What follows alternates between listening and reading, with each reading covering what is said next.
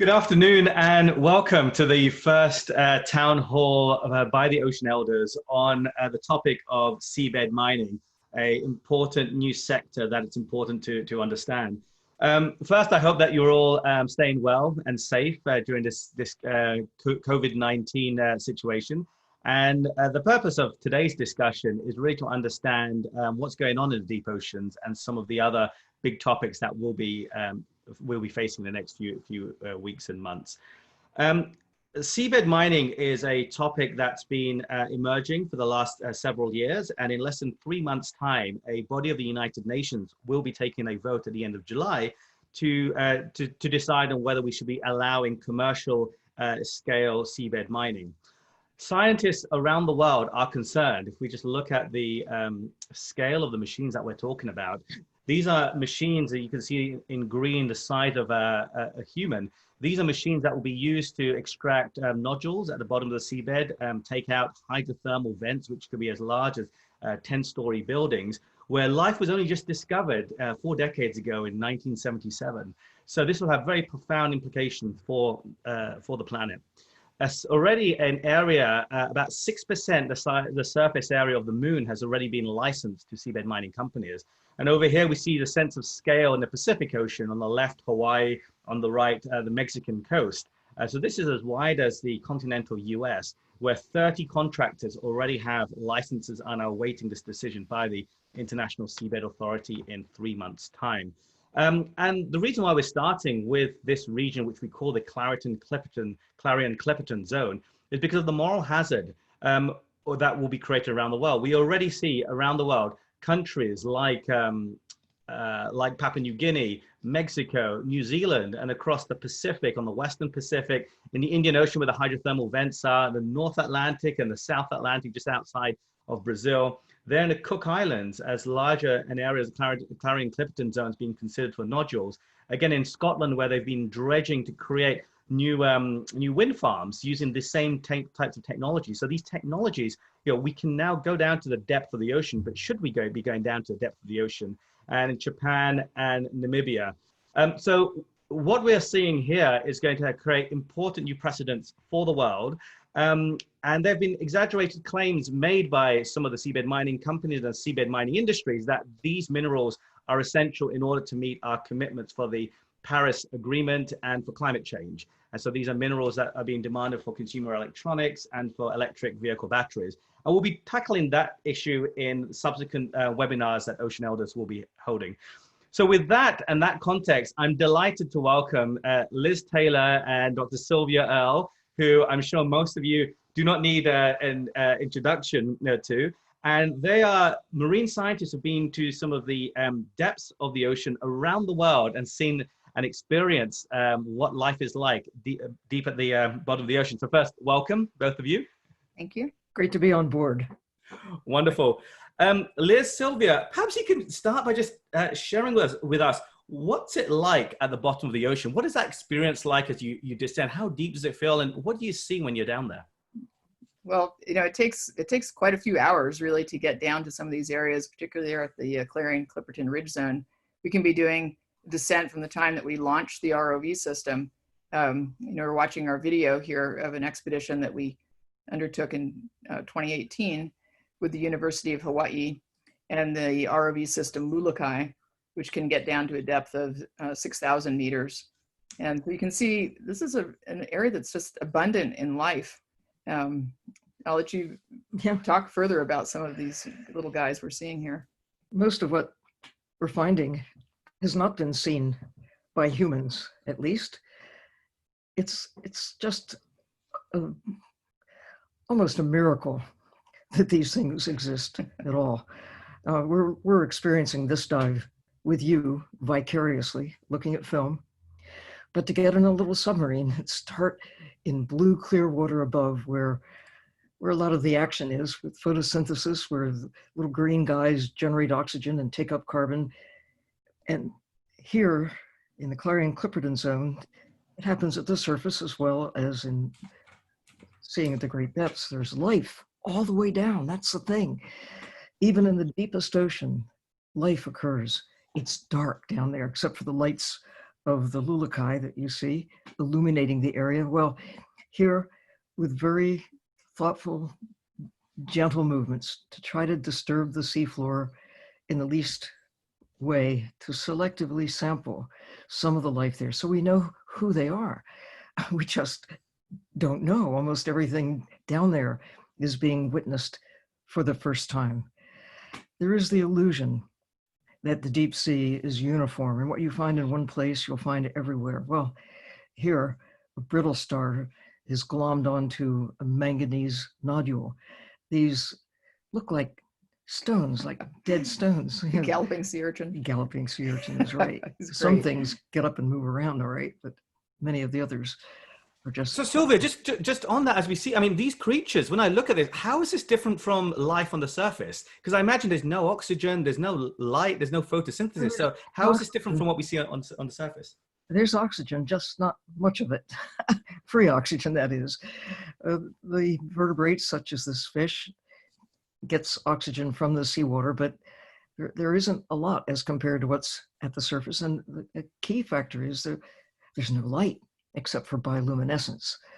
There are creatures that flash and sparkle and glow, but not enough to provoke the magic of photosynthesis. These creatures thrive in part on the rain of organisms, of detritus, of the organic matter that comes from the surface, from the sunlit portion that only extends down, oh goodness, maybe 300 meters, a bit more sometimes. And how deep are we looking at? How deep is this area here that we're looking at? 5,000. We're 4,000 to 5,000 meters over most of this. It's dark. It's really dark. Here's the one that people are just calling the onion ring. We have no idea. Yeah, who are you? What are you? What are you? But you can see how carefully the ROV is picking it up and bringing it across into the drawer. Right. Try to figure it out. But this sampling, as compared to the approach that's used when they're actually out to tear up the ocean floor and gather those nodules or the crusts or whatever it is the mining operations are targeting. In the Clarion-Clipperton Zone, it's about the nodules. Then there's a fish known as a hokie, a rat tail. You might find it in your McDonald's fish sandwich. Those creatures are being mined from the ocean as well. We know so little about who they are and how their role in terms of the chemistry of the planet. The carbon cycle is really something that, well, this instrument, among others, the deep seafloor lander, looking at water chemistry and trying to use the capacity that we now have to not only ask questions, to get some answers to the questions. We really don't know the answers to the big issues of what's in the deep sea or why it matters.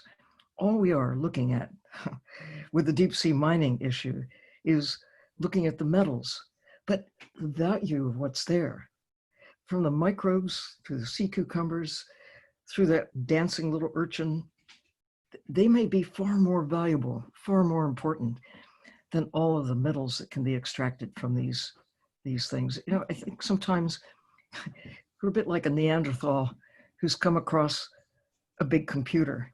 What do you do with it? Do you eat it? Do you use it as a tool to smash a coconut? You know, we're not thinking with the kind of intelligence that I'd like to believe that we really have. We should treat the deep sea with the utmost respect and figure out what's going on down there. Who are these creatures? How do their lives impact ours? We know how ours impact theirs, but we're all connected. That's one thing that we do know at this point in time. We don't need a coronavirus to make it clear that all life on Earth exists in this miracle of a small blue planet in the midst of a lot of hostile places out there. And what we already have done to the natural world has unleashed some real problems, like the climate change issue, changing the temperature, but changing the chemistry as we disrupt these old systems, whether it's on the land in old growth forests or now targeting the deep sea. Why can't we look with fresh eyes and say, maybe having a place for sharks and these other creatures is more important than taking the metals that we don't really need to take from the deep sea. We've got plenty of sources on the land to fulfill the needs for the foreseeable future. I find it hard to understand why we're just eagerly diving in with so little information about the real value of what's there. Well, thank you, Sylvia. And you bring up a great point. I mean, it was just incredible seeing the life there, whether it's sharks at that depth and how life was formed and how only recently we discovered this. But you talked about some of the minerals that are being mined. And those minerals, there's 4 main minerals that are being sought after. One is nickel, the second is cobalt, the third is manganese, and the fourth is copper. And so those are the minerals that are being sought after, and they have been found in this region of the Pacific as, what I understand, nodules the size of this computer mouse over here, or a potato. What can you tell us about these nodules? How were they formed, and how are they different from what was formed on land, nickel, copper, cobalt on land? We've got one slide, I believe, that shows some of the, how the nodules are formed, usually around a biological element of some sort. It could be a piece of bone. It could be a tooth. Shark's tooth. Yeah, so they're... Or whale tooth. Whales, pieces of whales. So there's always, there we go. There's a really good example of these small nodules that are formed around fossilized shark's teeth. So we know how old sharks are in these fossil teeth. And here we're just seeing the beginnings of these nodules forming around them. So they precipitate very slowly. Biogenic. Yeah.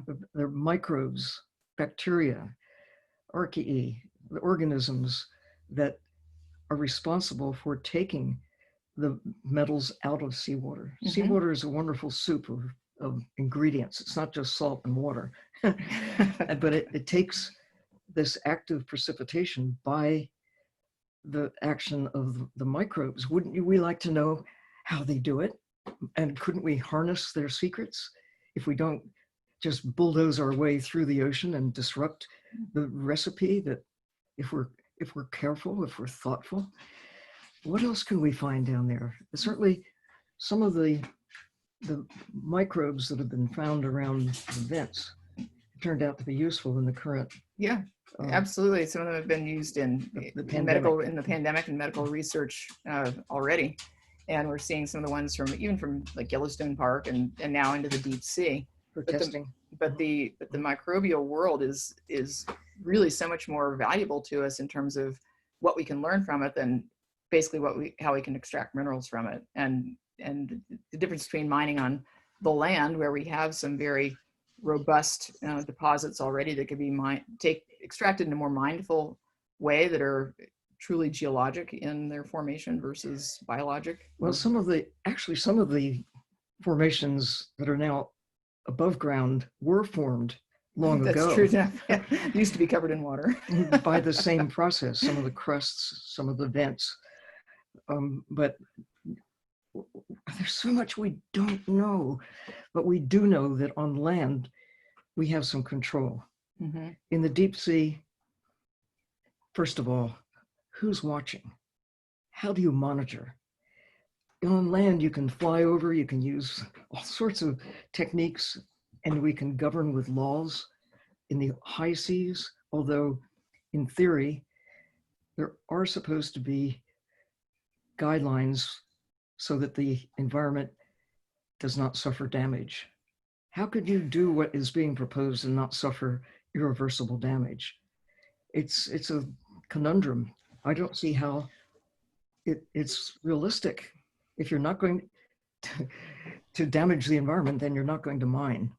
So we'll come to the governance. We'll come to the governance in a moment, but I think you've made some important points here. It's worth mentioning. So the processes on land for these 4 minerals that we mentioned, nickel, cobalt, manganese, and copper, were produced by magma using geological processes. But here in these nodules, hydrothermal vents to one side, but nodules where we're talking about a biological process. So this is a product of biology.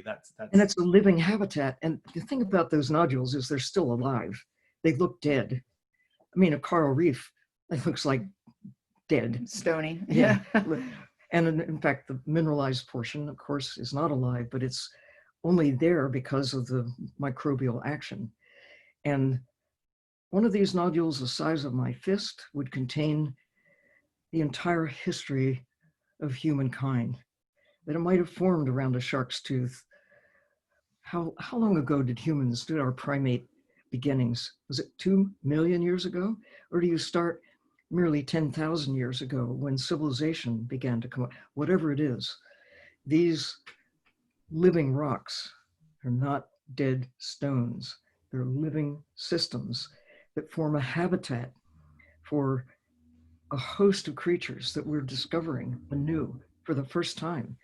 As scientists take the plunge and get down there with limited access, far less access than is being granted to the mining companies, they're amazing that how many new species, new forms of life are being found on every single dive.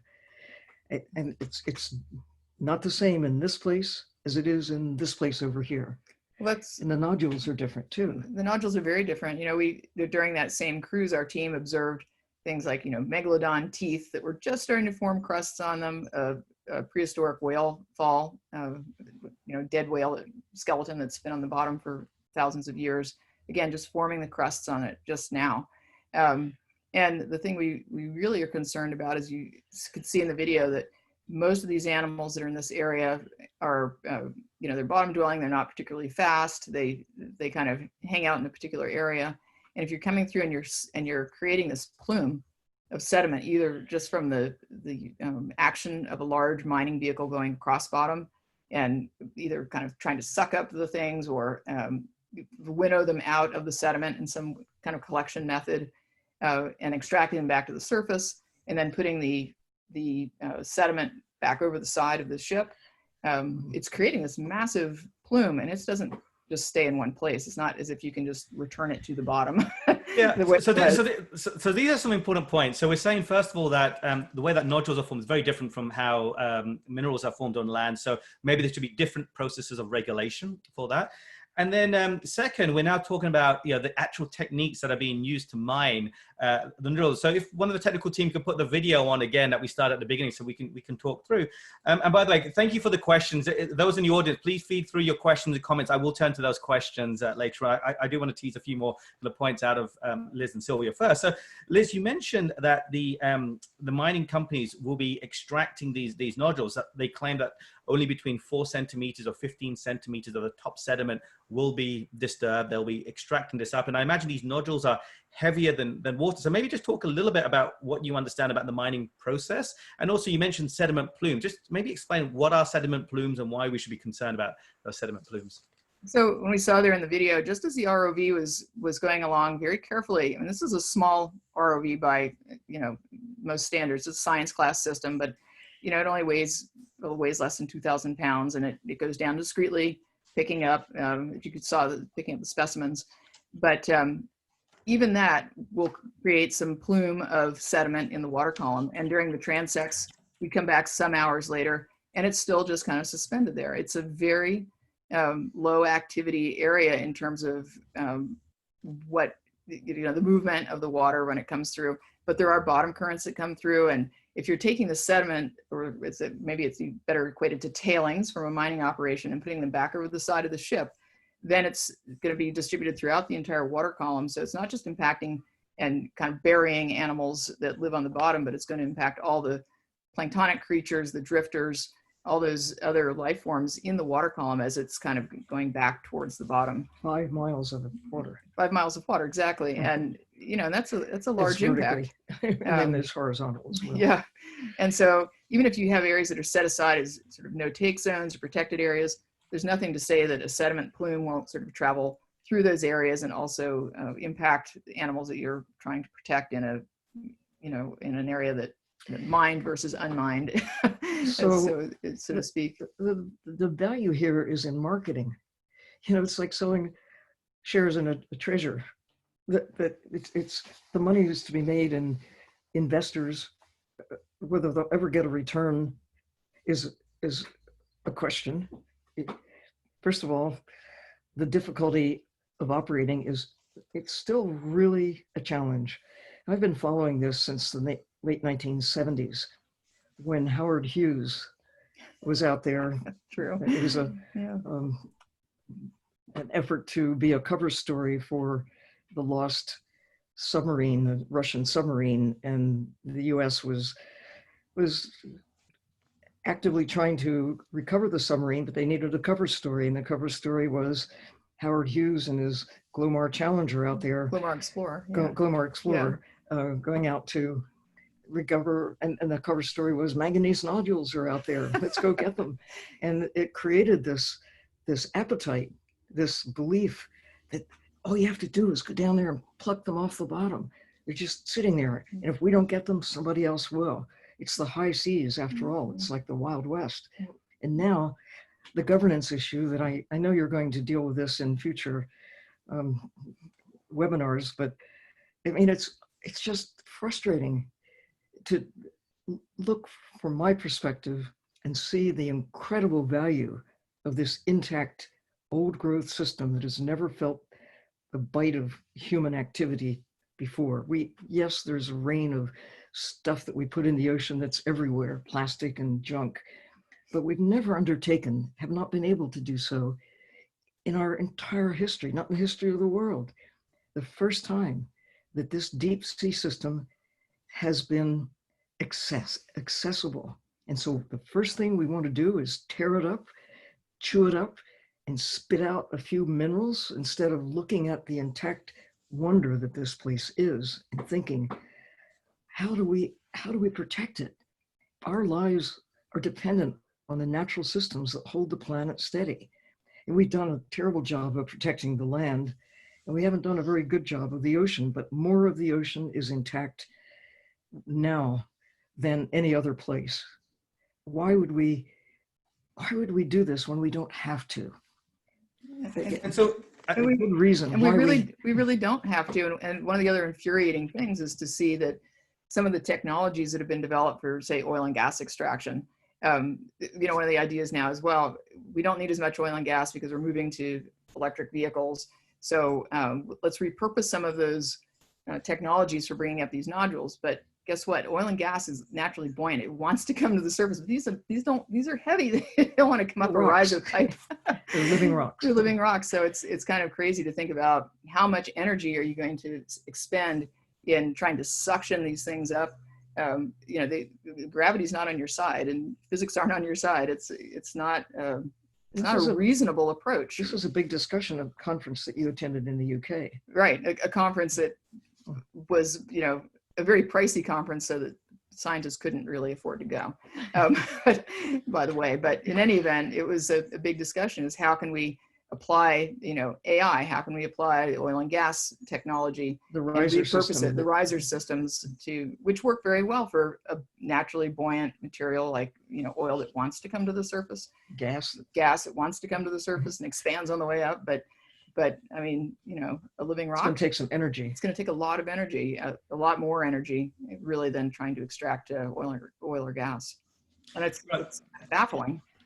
Right. So even the mining techniques that are being used, that there has to be a close scrutiny on the actual energy, not just the damage between land and the ocean floor, but also the energy emissions and other processing that will be required for minerals from the ocean as well. Not a green deal. You got to look at the whole picture. I mean, you have to think about all the energy that goes into the extraction process as part of the equation. And the disruption caused by the noise, by the light pollution that you have out in the open ocean where these operations are taking place. It's one thing to go out scientifically, discreetly, and carefully with the objective of trying to understand what's going on. It's another thing to go out there with no regard really to those questions, but rather just how much can we get as fast as we can get it. Yes, we have to have guidelines to go by, but what's frustrating is the definition of damage right now. It's being, well, perhaps you should explain, Nishan. I mean, this process is taking place as we speak. Go back to the 70s, even through the 80s, where the guidelines were, even before the United Nations developed the Deep Seabed Authority, the International Seabed Authority, that with the idea that you would protect the deep sea as well as to find a way, if possible, to, quotes, exploit it without causing damage.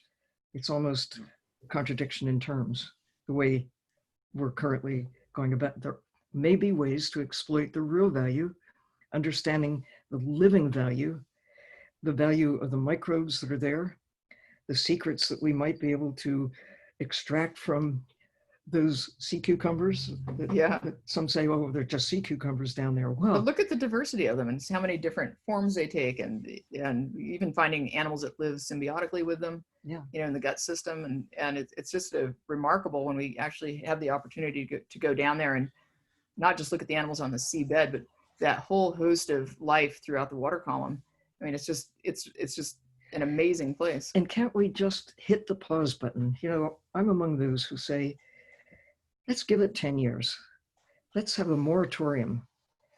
Now, it may be in 10 years, a number of things. We may have found alternatives to cobalt, nickel, and lithium and copper that are more efficient, more easily, more readily available than these known metals, but also the rare earth metals and minerals that are also within the deep sea systems. But it's like building an economy based on unobtainium. The destruction involved in getting these metals, is the cost of it to the living systems is so egregious that why would we do it if we can find alternatives? In 10 years, maybe we'll decide, look, it's the only way we have to go. Okay, we will give it our best shot, but give us time. Give us at least a decade to figure it out and help fund the science to get down there and really understand. Like, try to reason with the Neanderthal with the computer in his hands. Don't just use it as a tool to crush rocks. Maybe there's something more important to that computer that you can, if you just give us time, we'll show you how important it is. So as a Neanderthal trying to click through questions at the same time, I'll turn to a couple of questions as we go through. Sergio Alfonso de Alba Sanchez asks, what would be the short-term impact on of mining for life on land? But I think there's a deeper question over here, because it sounds as if what we're mining for on land is very different in different regions. And Sylvia, you talked a little bit about governance. When the seabed is in international territories, and when we look at the planet where we have international territories, that is Antarctica or the Arctic, how are we thinking about extraction of minerals, which we know are extremely rich minerals in the Antarctic and the Arctic? How have governance mechanisms been put in place there, and what can we learn there for the deep seabed? Well, people around the world, nations around the world, agreed more than half a century ago to not exploit Antarctica, that no military, no commercial development there. Yes, scientific bases, and that could change because they're the same interests that want to mine the deep sea or look at any living system, looking just at the earth as commodities.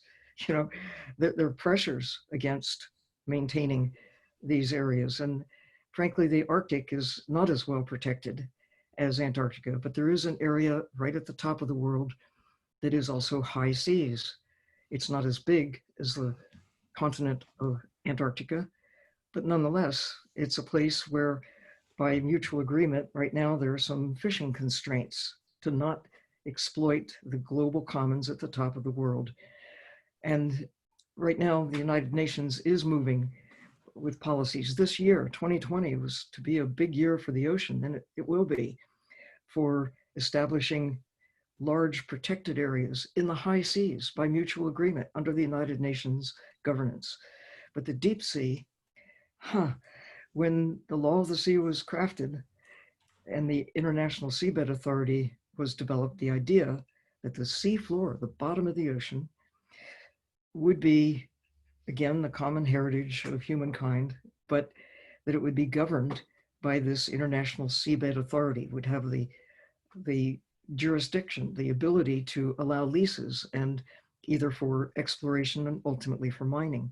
And it's this summer, July, that 30 individuals, only 3 of them with any kind of science credentials, and none of them with anything other than industrial exploitation at heart. And even Michael Lodge, who's the secretary for this International Seabed Authority, is convinced that his job is to exploit, find ways to effectively mine, and not looking at other values, not even putting that on the table as something like, what's happening to the carbon cycle as a result of tearing up the seafloor?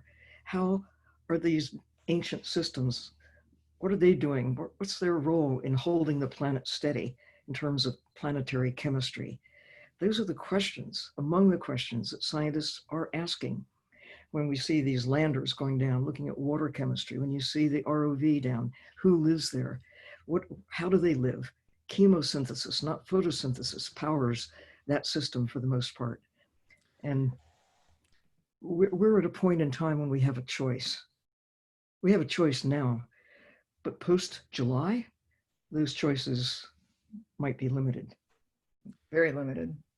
So it sounds as if we can do it. The question is, should we do it? And it sounds as if the risks that you're talking about are not the known risks, to take the Donald Rumsfeld quote, but it's the unknown risks. And how do we govern that? And it sounds as if in Antarctica and Arctic, there have been new governance frameworks for the unknown risks. And that's something to be thinking about for the deep ocean. We can knock down the Washington Monument. We have the power to do it, but should we? No. I think it's valuable in many ways to humans. There's so many things that we could do. We have the engineering capacity to destroy the world, should we choose to do so. But do we have the wisdom? Do we have the willingness to deploy our mighty powers so that we really can safeguard the world? Now that we know that that's an obligation, it's a choice, but really, why would we do otherwise? Why do we pour into natural systems that keep us alive?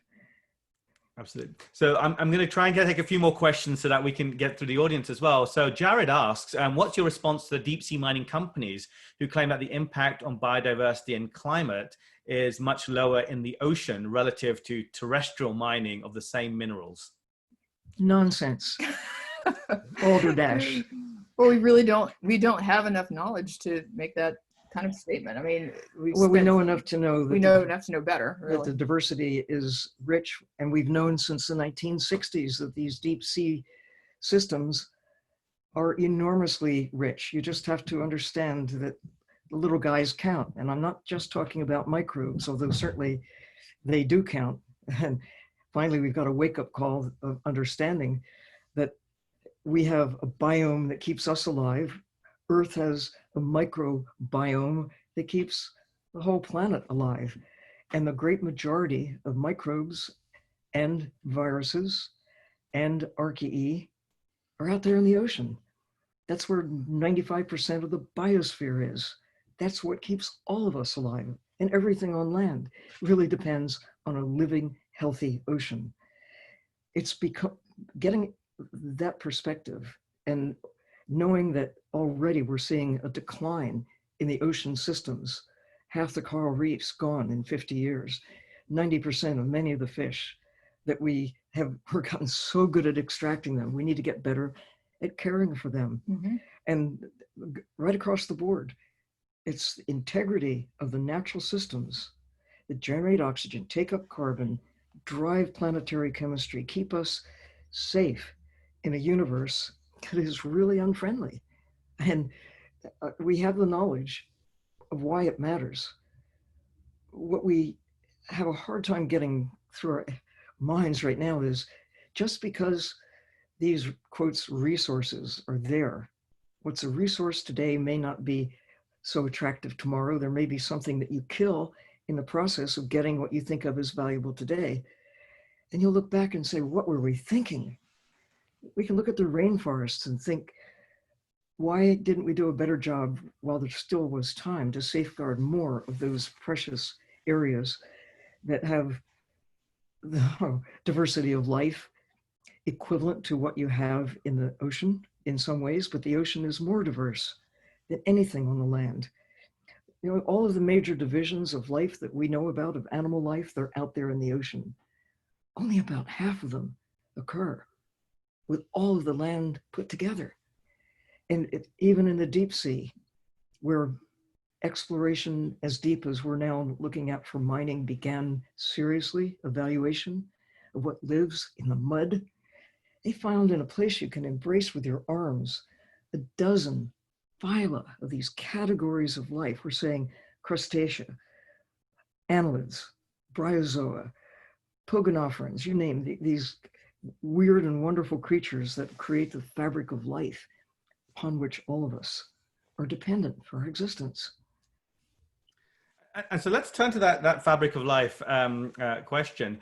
I see Chris asked what is being determined in July, so I'll just take that quickly. So in July, the International Seabed Authority has a vote that's going out on whether to allow exploration licenses to be converted into exploitation licenses. So a piece of legislation that will be passed, and that will allow seabed mining companies to convert what's right now exploration, as Sylvia and Liz are saying, to actually commercial scale exploitation. And what I just heard you say, Sylvia and Liz, is that if there's no urgency, if the claim is that we need these minerals for renewable energy, but we have more than sufficient on land and there's no urgency now, why don't we pause for a few years, pause for as long as the science needs to understand. We're not saying indefinite, but let's understand first the scientific implications. So why is there a rush in July? In 3 months' time, especially with coronavirus, I'm not sure how much additional science we'll get in that 3 months. But let me turn to about that fabric of life question. So I've got a question from Dirk and Natasha, and where they're asking about the use of living organisms for medical purposes or industrial purposes, pharmaceuticals. So maybe you could talk a little bit about biomanufacturing and the biological revolution and how relevant some of that life could be used for the new economy that we're starting to see.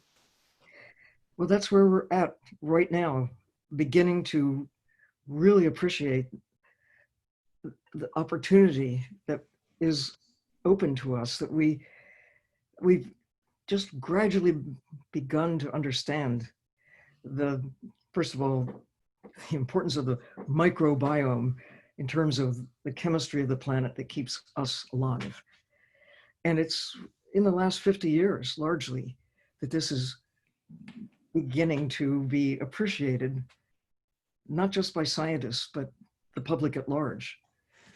And if we can work with these little guys, the microbes, we already are doing so in terms of like manufacturing insulin. Oh, that's evolved because we focused on that process, harnessing the power of microbes. But look around, the recipes for life are essentially, well, as big as our imagination. And we're just on the beginning of it. I have to say, the problem with putting a pause on deep sea mining now, for whatever good reasons that we can come up with, problem is that there are investors who put down quite a lot of money building machinery, investors who want a return, and they don't really seem to care about questions such as the person who just called in. So what? We want our investment to pay off, and we want it now. We're not interested in waiting 10 years, even though, as far as society is concerned, it is really a good deal for them. It's hard to say, look, we thought this was important because they bought the marketing. The marketing, you're right. But with the microbes, and we know how quickly viruses and bacteria can mutate. We're seeing it right now. We're seeing a lot of these results of the COVID-19 and the different mutations it's taking on. Mm-hmm. But the opportunity to really spend time and look at some of these organisms, work with them. They're not the enemy. No, they're not. But 99% of the time, it's because of 99.9% of the time. It's because of things that we do that put them into a way, into a situation that's bad for us. Disrupting the natural systems. So it's Yeah. So there's the risks, and we need to understand the biological risks, and there's the opportunities of what we can discover with life as we move into this new kind of biomanufacturing world, where there could be potential there. I've got another question from a representative of the mining industry, Greg Stone, and Greg asked the question that seabed mining is believed to be the lightest touch of all deposits. That the science shows that land-based minerals produce more carbon dioxide. I believe an analysis showed that actually nodules from the seabed, both manganese and cobalt, are more carbon intensive than land. So I think that's an interesting question. And that effectively he's claiming that land-based mining is more destructive than ocean-based mining is the nuts of his question. How do you respond to that, Sylvia and Liz? Saying it doesn't make it so. You can say anything, but I look at the evidence, and destroying a heretofore untouched system has a cost associated with it that can't be compared with what we're seeing happening on the land. On the land, you have the ability to monitor it and to change the policies that in some cases are not the best. Mining is nasty, dirty business. No matter period, where. no matter where. And it just is. And we all benefit from the products that we're taking. We need to do a better job, among other things, of taking what we've already got and reusing it. I mean, everyone talks about the circular economy, and those in the mining industry will poo-poo it and say, well, you know, that's only this much that you could ever recover from what we've already taken. But, you know, if we really focus on it and make it a priority, in fact, mandate it, that you don't build a cell phone unless you can turn it back and build another cell phone out of the ingredients, or an automobile, or any of the things that have made our lives as prosperous and convenient as they are. Why should computers just be thrown away? Why shouldn't they be? Yeah, there shouldn't be e-waste. There should be e-ore. No, and You know? I take the point that right now we're not where we should be in terms of building or structuring our economy, because we haven't had to. We've had this mindset that there's always more. Let's just go to this other place. Let's keep taking and taking. But for sure, there is evidence, and I am confident that there is enough on the land to be taken with a lighter impact than anything that is now being put together to mine the deep sea. That, just because you can't see it doesn't mean that it isn't having an impact. It's under the cover of the ocean, so who's watching? And even if you were watching, what could you do about it once the law is in place, allowing this egregious behavior to take place? That's true. And you know, the other piece of it is that we're seeing so many companies now are beginning to wake up to the fact that they do need to do a better job. And we're seeing battery technology in particular that is being, you know, we're seeing more efficient, we're in a longer lifespan. You know, some companies are on the quest to have the, you know, the 1,000,000-mile battery, and some of them are easily producing, you know, 300 to 500,000 miles of service in an electric vehicle already. That's where that's where the effort and investment needs to be. We don't need to be focusing on the extractions. Like, how do we work better and smarter with what we've got, and instead of, you know, trying to destroy living systems. Right. And I think that's good. Sorry, go ahead, Sylvia, and then I'll come in. Just, I take seriously the message that the world Earth is giving us, and the ocean is giving us. The ocean is in trouble. That means we're in trouble.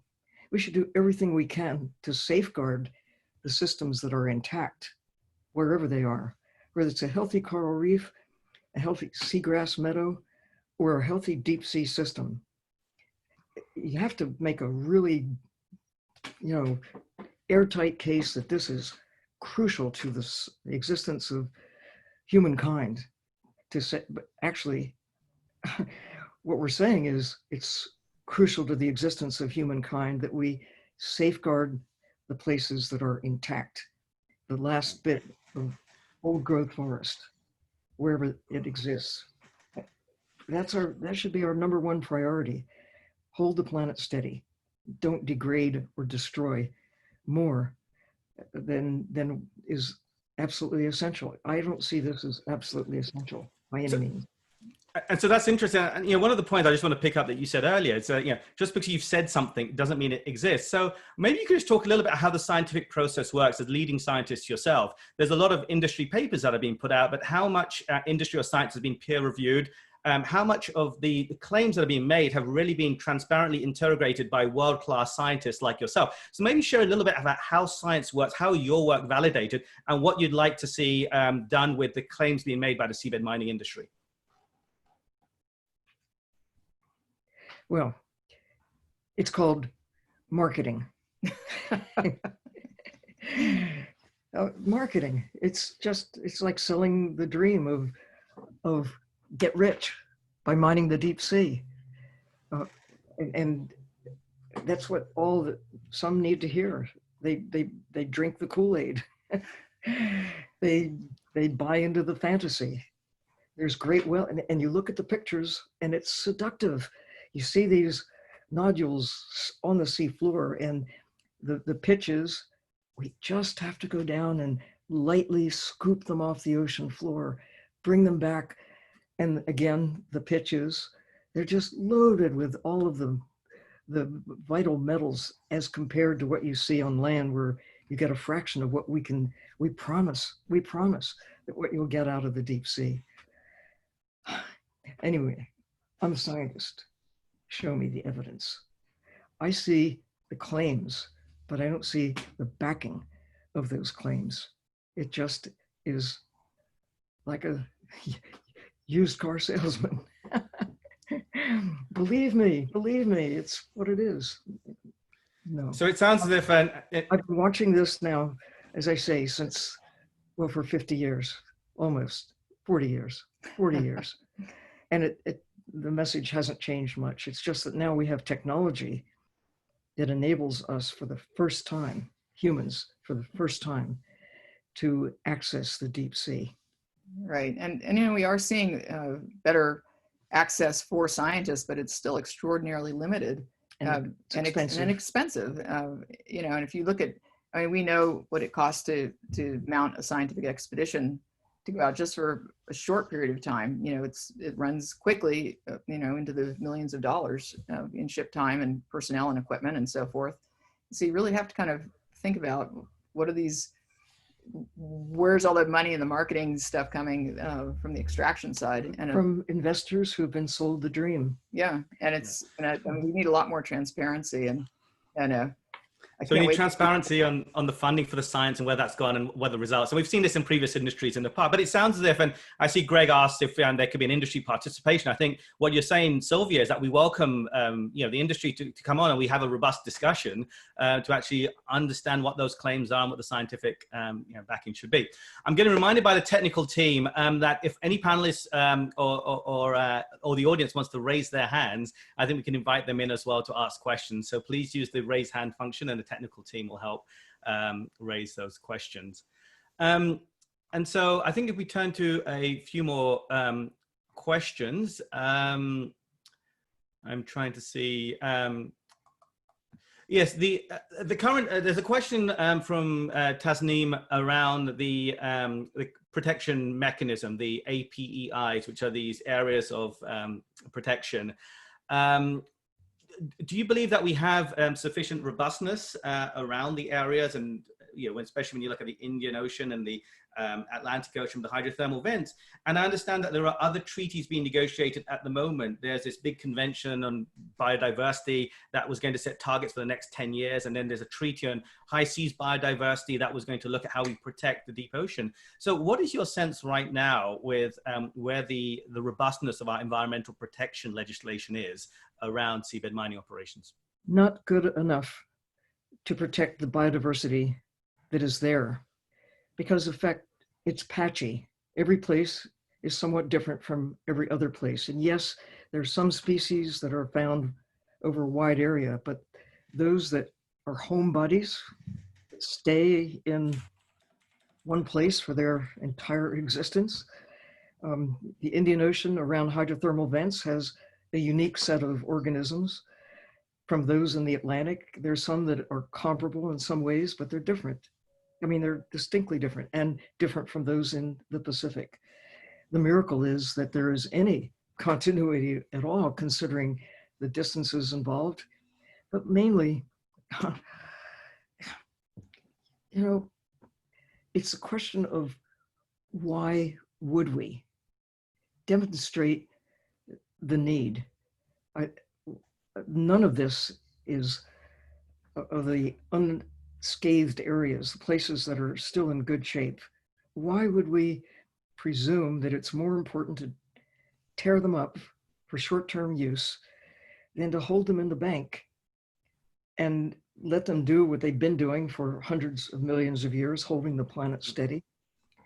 Going back to the late 70s, I participated in the International Union for the Conservation of Nature and putting forth a recommendation that was approved about deep sea mining, saying that there should be stable reference zones, which is kind of what's happening now. Places, if deep sea mining is to proceed, let's at the very least try to identify places of equal merit, equal value, and not touch them because we don't know enough. Well, guess what? We still don't know enough. We don't know where in the deep sea would be the places that we should, you know, at all costs not disturb. Maybe the answer is, why should we disturb any of it if we don't absolutely have to for reasons that transcend 30 companies or 30, basically those represented by 30 individuals sitting around the table in Jamaica, the International Seabed Authority, making decisions on behalf of the whole world. It's the biggest land grab in history.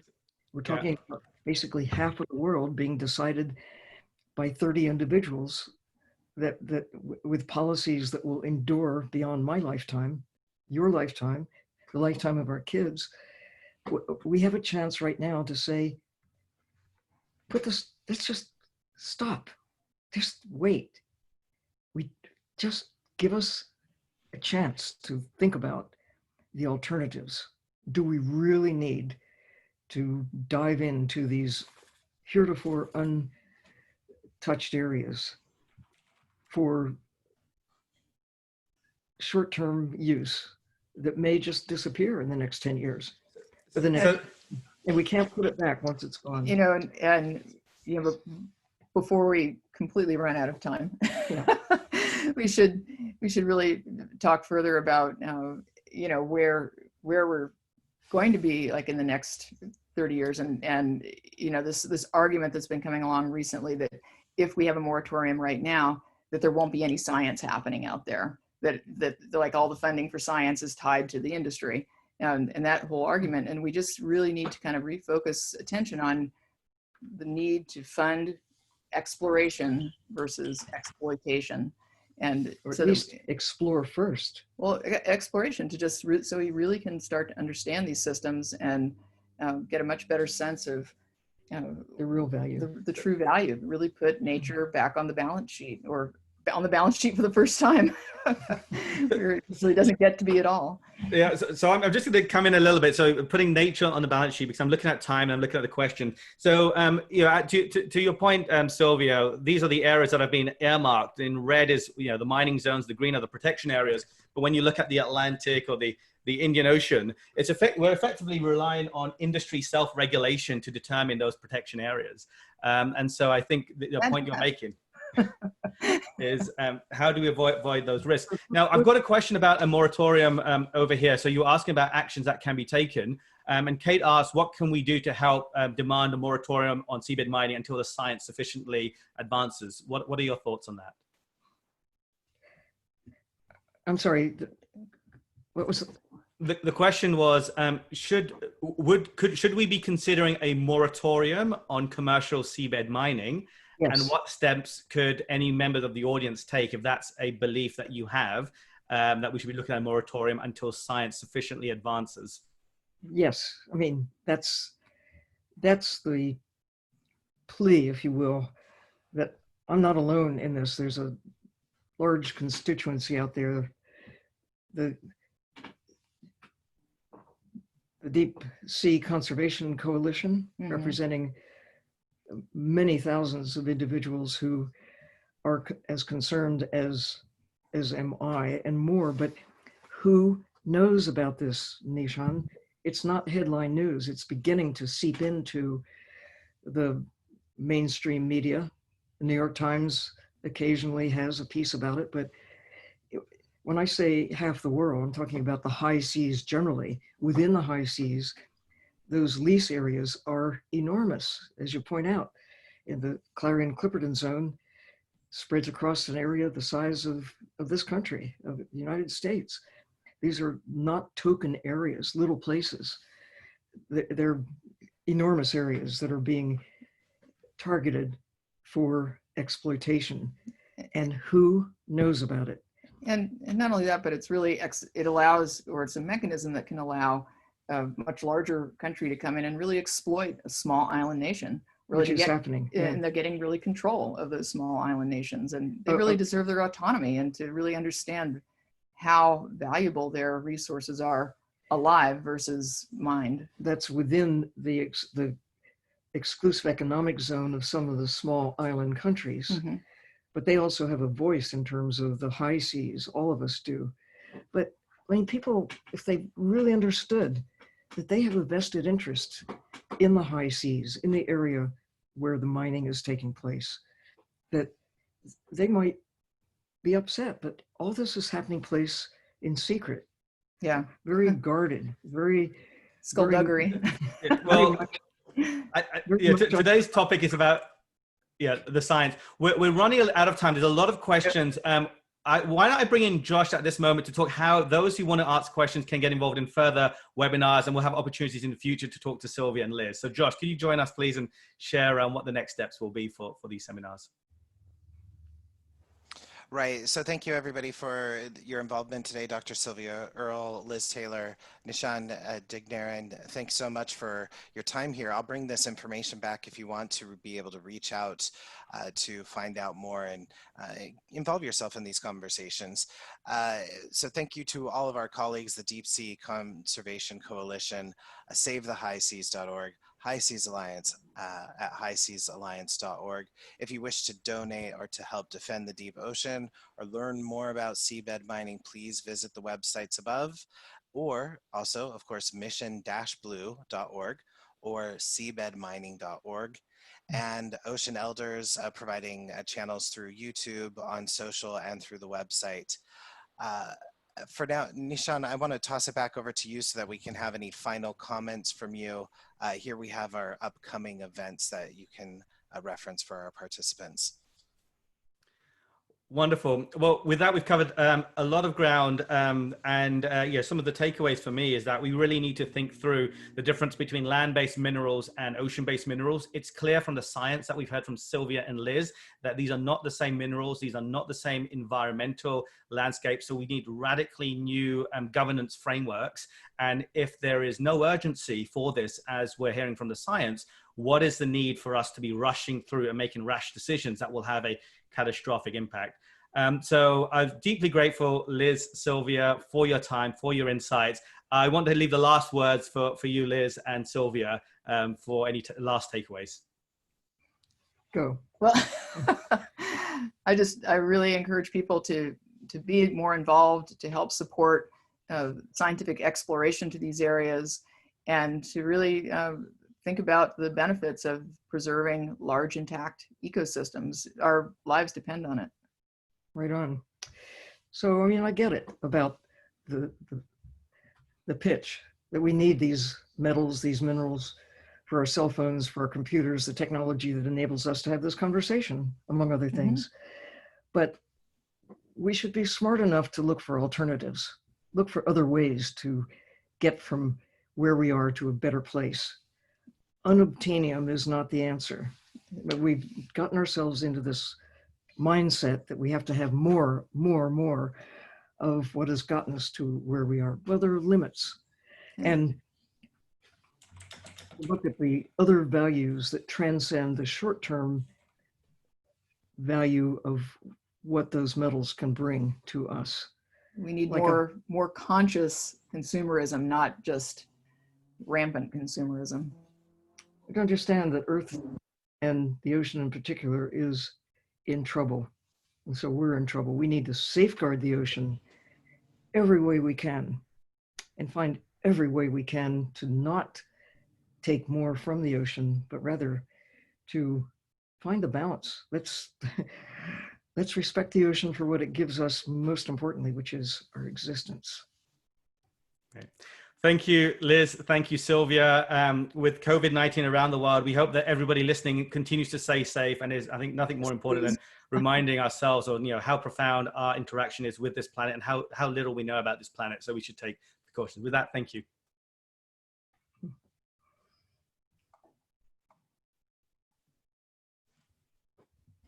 Once again, thank you, everybody. Contact information on the screen if you'd like to reach out to join the conversation and keep this mission going.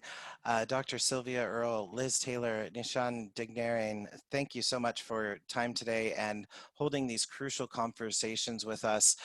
Deep Sea Conversation Coalition, again, savethehighseas.org. High Seas Alliance at highseasalliance.org. Many thanks also, of course, Mission Blue, mission-blue.org, and seabedmining.org. This presentation and these conversations are brought to you by the Ocean Elders organization, and we encourage you to follow these conversations also on YouTube. You'll find the recording of today's session there shortly. You can reach out mytownhallquestion@gmail.com. And visit oceanelders.org. My name is Joshua Jones. I'm the founder of the Webinerd, and we're happy to provide technical support for today's session. Thank you so much, everybody, for joining us today, and please don't miss out on our upcoming town halls. Really appreciate all of your time. Thank you. Enjoy the rest of your day.